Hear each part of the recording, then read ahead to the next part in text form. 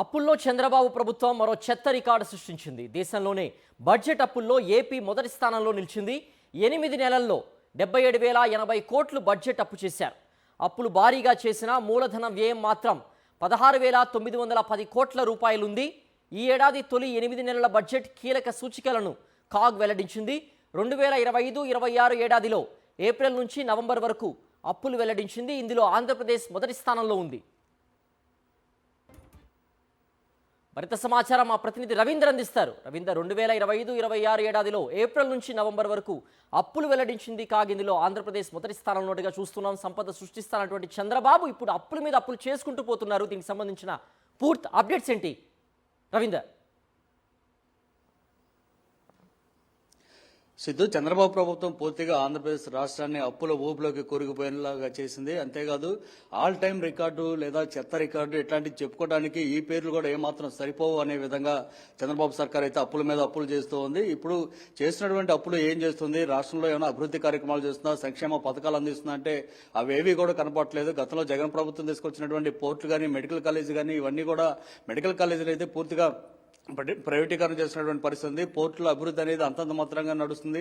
కనీసం ఒక నిర్మాణాలు జరగట్లేదు. ఇక ఏం చేస్తున్నారు ఈ తీసుకొచ్చినటువంటి అప్పులు అంటే మాత్రం దానికి ప్రభుత్వం సమాధానం అయితే చెప్పే పరిస్థితి కనపట్లేదు. ఇంకొక ముఖ్యమైన విషయం అంటే కేంద్ర ప్రభుత్వం పెట్టినటువంటి వార్షిక రుణ పరిమితిని కూడా దాటి ఈ అప్పులన్నీ తీసుకొస్తున్నారు. వివిధ కార్పొరేషన్ల పేర్లతో తీసుకొస్తున్నారు. అయితే గతంలోనే కేంద్ర ప్రభుత్వం చాలా స్పష్టంగా చెప్పింది, కార్పొరేషన్ ద్వారా అప్పులు తీసుకొచ్చినప్పుడు కూడా అప్పులకు హామీగా ఉండేది రాష్ట్ర ప్రభుత్వమే, తిరిగి చెల్లించాల్సింది కూడా రాష్ట్ర ప్రభుత్వమే. కాబట్టి మొత్తం ఈ అప్పుల కూడా రాష్ట్ర ప్రభుత్వం ఖాతాలోనే వేస్తామంటూ కేంద్ర ప్రభుత్వం గతంలోనే చాలా స్పష్టంగా చెప్పినప్పుడు కూడా ఇప్పుడు ఎఫ్ఆర్బిఎం పరిమితిని మించి అప్పులు తీసుకొస్తున్నటువంటి పరిస్థితి. మరోవైపు అధిక వడ్డీలు తీస్తున్నారు. మామూలుగా అయితే కేంద్ర ప్రభుత్వ నిబంధనల ప్రకారం ఎఫ్ఆర్బిఎం నిబంధనల ప్రకారం చూస్తే ఖచ్చితంగా 6 నుంచి 7% మాత్రమే వడ్డీలకు తీసుకొచ్చాల్సిన పరిస్థితి ఉంటుంది. కానీ ఇప్పుడు ఏకంగా 9.15% అప్పులు తీసుకొస్తున్నారంటే ఇక రాష్ట్ర పరిస్థితి ఏంటనేది అంతుపట్టుకోనుంది. ఇప్పుడు కాగు నివేదికలు బయటకు వచ్చిన తర్వాత ఆంధ్రప్రదేశ్ ఆర్థిక పరిస్థితిని చూస్తుంటే ఆర్థికవేత్తలు కూడా నోరేళ్లు పెడుతున్నారు. గడిచిన 18 నెలలుగానే ఇప్పటికీ చేసినటువంటి అప్పులు దాదాపు 80%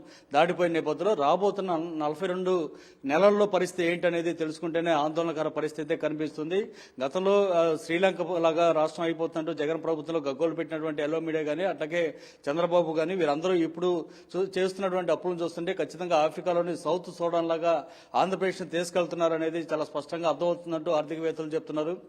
అయినప్పటికీ చంద్రబాబు ఎక్కడ వెనకడుగు వేయకుండా అప్పులు మాత్రం చేస్తూనే ఉన్నటువంటి పరిస్థితి. చివరికి బేవరేజెస్ కార్పొరేషన్ ద్వారా భవిష్యత్తులో మద్యం మీద రాబోతున్నటువంటి ఆదాయాన్ని కూడా తాకట్టు పెట్టి ఇప్పుడే అప్పులు 5,500 కోట్లు కూడా తీసుకొచ్చినటువంటి పరిస్థితి. ఇది కాకుండా మినరల్స్ ద్వారా అంటే ఆ లీజులు కంపెనీలు ఏవైతే ఉన్నాయో ఆ కంపెనీలకు సంబంధించి లీజులు, మైనింగ్ లీజుల మీద కూడా తాకట్టు పెట్టి వాటి నుంచి ఏకంగా 2 లక్షల కోట్ల రూపాయల విలువైనటువంటి మైనింగ్ లీజులను తాకట్టు పెట్టి 9,000 కోట్లను తీసుకొచ్చినటువంటి పరిస్థితులు. కానీ ఇవన్నీ చూస్తుంటే రాష్ట్ర ప్రభుత్వం ఈ చేస్తున్నటువంటి అప్పులు చెల్లించడం కాదు కదా, ఆ వడ్డీలో చెల్లించడానికి కూడా ఏమి చేయలేని పరిస్థితిలో చేతులెత్తేసే పరిస్థితి కనిపిస్తుంది. చంద్రబాబు చేస్తున్నటువంటి ఆర్థిక వ్యవస్థను అత్యంత చిన్నభిన్నంగా చేస్తున్నటువంటి అప్పుల మీద అప్పులు, ఈ అప్పులు చేయటానికి మళ్ళీ కొంతమందికి కమిషన్లు ఇచ్చి మరీ అప్పులు చేయటం, ఈ వ్యవహారంతో చూస్తుంటే ఆంధ్రప్రదేశ్ పరిస్థితి రానున్న రోజులు అత్యంత దారుణంగా తయారవుతున్నట్లో సందేహం లేదు. దీని మీద ఇప్పుడు రాష్ట్రంలో ఉన్నటువంటి ఆర్థికవేత్తలు, ప్రజా సంఘాల ప్రతినిధులు వీరంతా కూడా ఆందోళన వ్యక్తం చేస్తున్నారు. అసలు చేస్తున్నటువంటి అప్పులకు సంబంధించి ఒక శ్వేతపత్రాన్ని